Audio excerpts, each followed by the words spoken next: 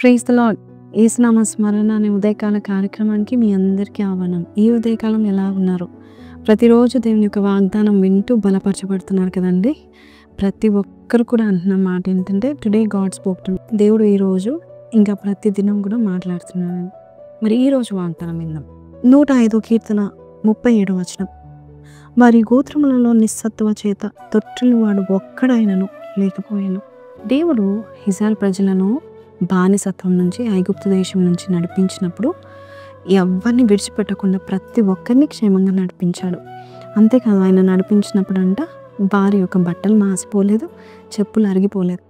మరి బట్టలను ఆశీర్వదించిన దేవుడు చెప్పుల్ని కూడా ఆశీర్వదించిన దేవుడు వారి శరీరాలను కూడా ఆశీర్వదించాడు. ఎలాగ ఆశీర్వదించాడంటే ఎవ్వరు కూడా నిస్సత్తువ చేత పడిపోయారని కూడా లేదు, కానీ తొట్టిల్లారని కూడా ఒక్కడు కూడా లేడు. ఎవరిని విడిచిపెట్టలేదు. ప్రతి ఒక్కరికి దేవుడు మరి బలాన్ని ఇచ్చి నడిపించాడు. Nobody was feeble, nobody was weak. ఎవ్వరు కూడా బలహీనంగా లేరంట.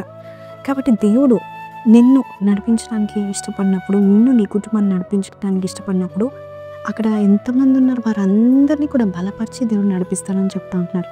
దేవుడు ఎవరైనా నడిపించాలనుకుంటే, ఒక దేశాన్ని నడిపించాలంటే పరిపూర్ణంగా నడిపిస్తాడు. ఎవ్వరు ఒక్కరు కూడా ఆయన ఉపకారంలో ఏది కూడా మిస్ అవ్వకుండా ప్రతి ఒక్కరు ఉపకారం పొందుకున్నారు. మన్నాన్ని కురిపించిన దేవుడు ప్రతి ఒక్కరికి మన్నాన్ని ఇచ్చాడు. అలాగే నీళ్ళు బండ నుండి మరి నీళ్ళు ఇచ్చిన దేవుడు ప్రతి ఒక్కరు తాగి తృప్తి పొందారు. అలాగే 5 రొట్టెలు 2 చేపలు ప్రతి ఒక్కరు తిని తృప్తి పొందారు. ఈరోజు నీవు కూడా అయ్యా అందరినీ బ్లెస్ చేస్తున్నావు, నన్ను ఎందుకు బ్లెస్ చేయట్లేదు అని అనడానికి వీల్లేదు. నువ్వు విశ్వాసంతో దేవుని ఈ వాగ్దానం ఎత్తి పట్టుకొని ప్రార్థన చేయి. ప్రభా, నువ్వు నడిపించినప్పుడు ఆ గోత్రంలో ఉన్న వారిలో ఒక్కడైనా నువ్వు నిస్సత్తువ చేత తొట్టిల్లేదనుంది, ఒక్కరిని విడిచిపెట్టలేదు, ప్రతి ఒక్కరిని దీవించావు కదా, నన్ను కూడా దీవించు. అదిగో ఆ సేవకుడి ద్వారా నాతో మాట్లాడావు కదా, ఆ వాగ్దానం ఇచ్చావు, ఆ వాగ్దానం ద్వారా నన్ను దీవించు ప్రభా. అలాగే ప్రభా, ఇదిగో మా పక్కింటి వారు, మా బంధువుల్లో చాలా దీవెనలు పొందుకుంటున్నారు. అయ్యా ఒక్కరిని కూడా విడిచిపెట్టావు కదా, నాకు కూడా అటు దీవెన దయచేయండి అని నువ్వు ఎప్పుడైతే ప్రార్థన చేస్తావో నీ దేవుడు నిన్ను కాదు కదా, నీలో ఉన్న వారిని ఒక్కరిని కూడా విడిచిపెట్టకుండా దీవించడానికి సంసిద్ధంగా ఉన్నాడు. ఈ వాగ్దానం మీతో నాతో పాటు ప్రార్థనలు ఏకీభవిస్తారా? ప్రార్థన.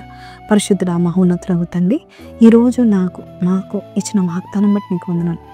అందరికీ తలాంతులు ఇచ్చావు నాయన, అందరినీ దీవించావు, అందరికీ జాబులు ఇచ్చావు, పెళ్ళిళ్ళు చేసిన పిల్లల్ని ఇచ్చావు. నాదెప్పుడు, నా టైం ఎప్పుడు వస్తుంది అని ఎవరైతే వేచి ఉండి ప్రార్థనలో ఏకీభవిస్తున్నారో వారికి కూడా నువ్వు గొప్ప కార్యం చేసి వారందరినీ కూడా నువ్వు దీవించని, అందరికీ నేను మేలు అనుగ్రహిస్తామని నమ్ముచున్నాం. ఎవరిని విడిచిపెట్టే దేవుడో కాదు. ఈరోజు ప్రార్థనలు ఏకీభవిస్తున్న ప్రతి వ్యక్తిని నువ్వు దీవించబోతున్నావు నమ్ముచు. యేసు పరిశుద్ధ నామములో అడిగి వేడుకుంటున్నాం తండ్రి, ఆమేన్.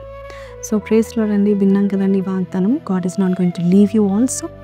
అబ్రహాంని దీవించిన దేవుడు, ఇస్సాక్ని పెంచిన దేవుడు, అలాగే యాకోబుని పోషించిన దేవుడు, గొప్ప జనాలను చేసిన దేవుడు నిన్ను కూడా దీవించబోతున్నాడు.